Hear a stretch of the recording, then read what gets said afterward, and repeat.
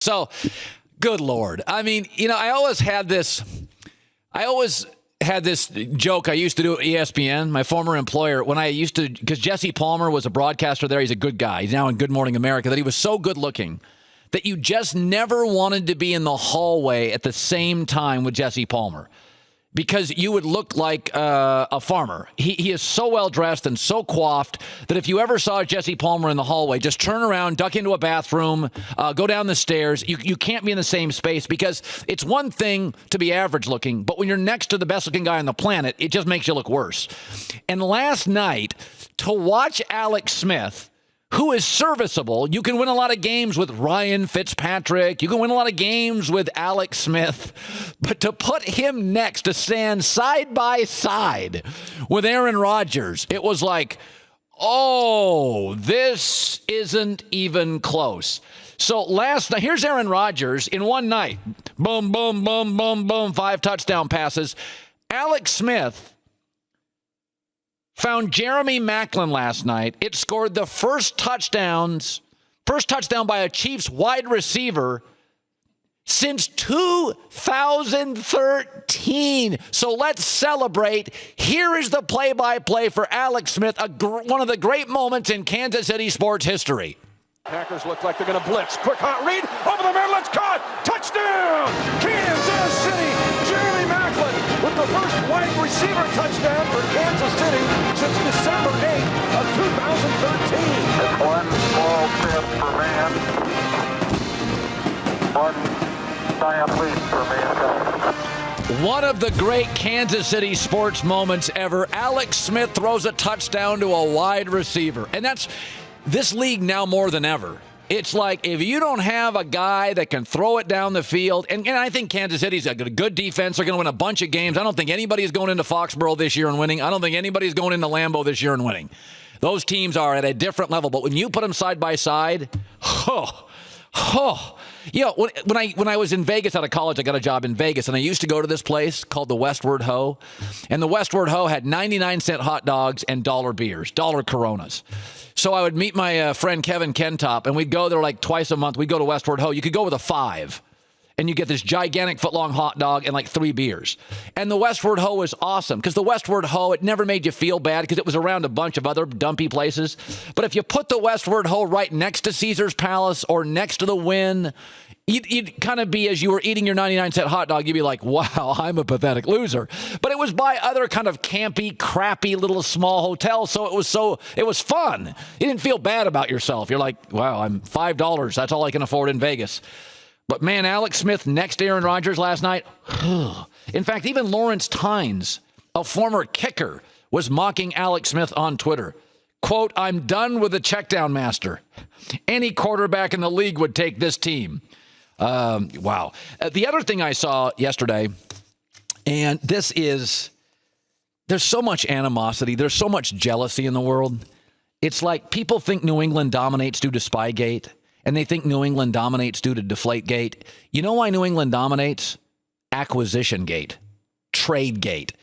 This is a classic Patriot move. So yesterday, the move that got the headline is Jared Allen goes to the Panthers. Old, beat up. Won't be a factor. Did anybody see who the Patriots got yesterday? The Bears' leading tackler a year and a half ago, Jon Bostic. 6'1", 245, can cover in space, a filthy hitter, and another guy that Urban Meyer probably drafted out of high school or recruited out of high school, because Belichick leans on Nick Saban and Urban Meyer, the 2 best college coaches all the time. This is a classic Patriot move. Okay. Jared Allen's not playing in a Super Bowl. Jon Bostic, 26, talented, versatile, can run, filthy hitter, is going to play in Super Bowls. That they're not winning because of Spygate. They're not winning because of Deflategate. They're winning because they can give up a nothing pick, a 6th-rounder, and get Jon Bostic. They've done this with Wes Welker. They've done it with Akeem Ayers. This is why they're winning. You ever seen that show, Antique Roadshow? Where, like, it's a classic show. It is the classic sort of like old people go to garage sales and they bring it to an appraiser, and this British appraiser will like say, "Look, I got this clock out of my grandma's attic." And she says, "Look at the clock," and the appraiser's like, "That's That is a 17th century Wren wall. That's worth $900,000. Yes, that's a $900,000 parakeet clock. That is what Belichick's done his entire career. Wes Welker, 3 years in the NFL.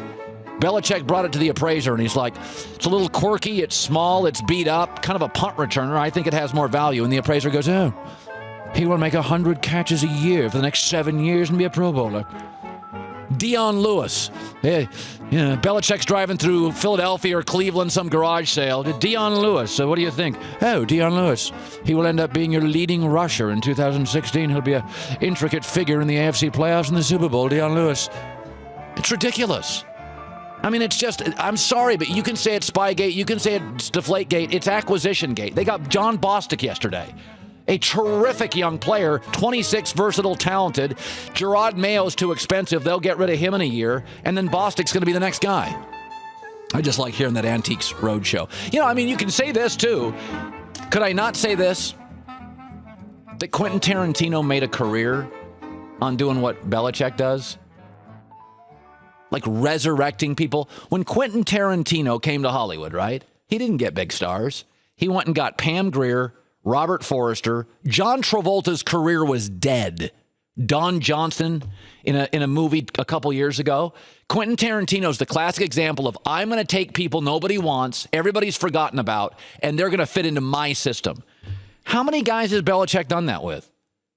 Just lost in a system. Like Keem Ayers last year. You're like, Keem Ayers is a good player. Tennessee couldn't figure out how to use him. Dion Lewis now. Injured. Nobody can use him. Wes Welker. LeGarrette Blount was done. It's so much animosity. I'll have Peter King on later to talk about. There's so much animosity towards successful people. And generally, if you look at them, it's all the same thing. They outwork people. They outsmart people. They push the envelope. It might make you uncomfortable, and you could put a gate behind it, this gate and that gate. That's talent gate, acquisition gate, smart gate. They did it again yesterday.